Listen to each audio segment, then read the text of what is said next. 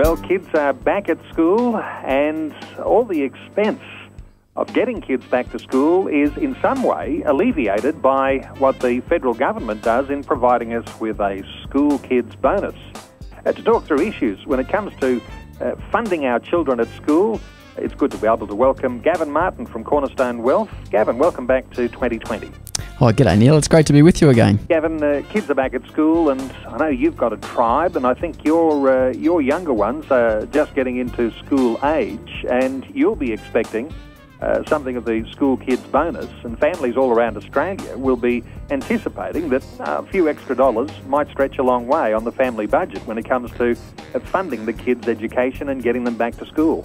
Yes, the school kids bonus is being paid throughout, or 2 times during the year, but one payment is in January and one is in July. So if you haven't already received the school kids bonus, and you should be receiving it, that is, you've got primary school aged kids or secondary school aged children, and you receive a range of the government benefits. So it might be the family tax benefit, a youth allowance, disability support, Oz study living allowance, carers allowance, parenting payment, special benefit, education allowances. If you receive any of those payments from Centrelink, then you are likely to be eligible, and if you haven't received the payment already, then you should contact Centrelink and follow it up. But this was the replacement of the education tax refund that was previously in place, and the government replaced it with this school kids bonus. So previously you had to accumulate all your receipts for the education expenses and then submit them in with your tax return, and you would get a refund of a part of that. It's now being replaced by this school kids bonus, and you just get it automatically, but you need to make sure that your kids are registered. And not getting political about it all, but it does seem to be logical to receive that school kids bonus at the beginning of the year and then midway through, rather than just getting it back at the end of tax time. So there is some advantage for families to actually have that cash in hand when it's needed.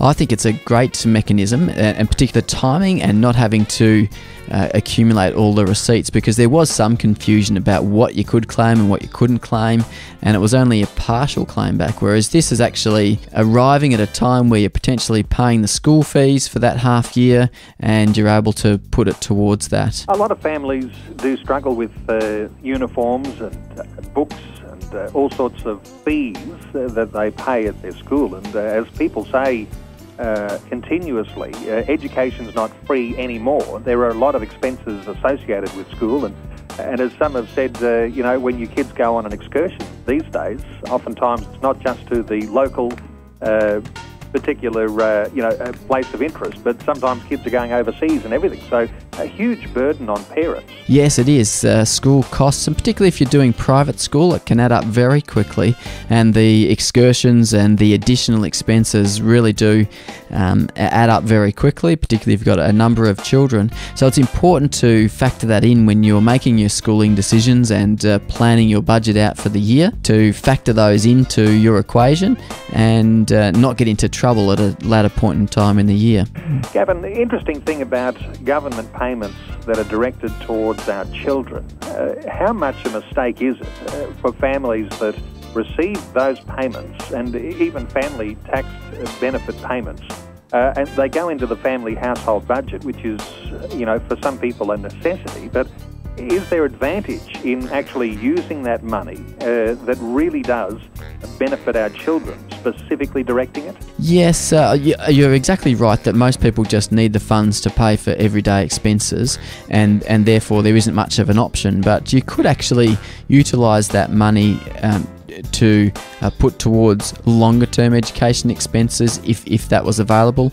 But in any situation, there is a series of steps that you should, or priorities that you should focus any surplus money on, wherever that come from. Additional income that you've earned from your workplace, or other money that you've somehow come into. And the priority is really having a small emergency fund first, so that might be $1,000.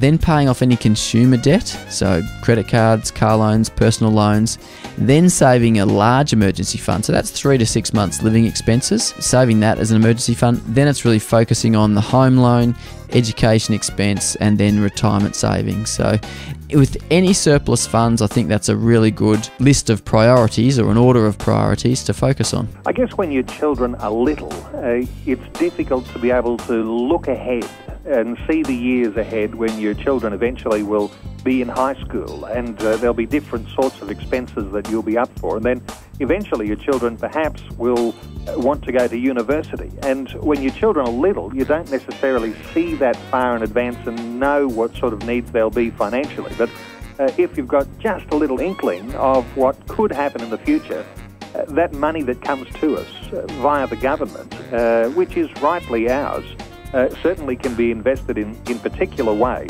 that can make a huge difference for the future. Exactly. If you do have that opportunity to put the money aside, it is really valuable to do so, and can either assist your child getting through a tertiary education, or it can assist them in other ways if they choose not to go down that track. But there are a lot of options in terms of investing that money. You need to really think that through. So firstly, you need to think about what structure you're going to invest in, because you could actually invest in the child's name, and they might be able to get a portion of the earnings on that money tax-free.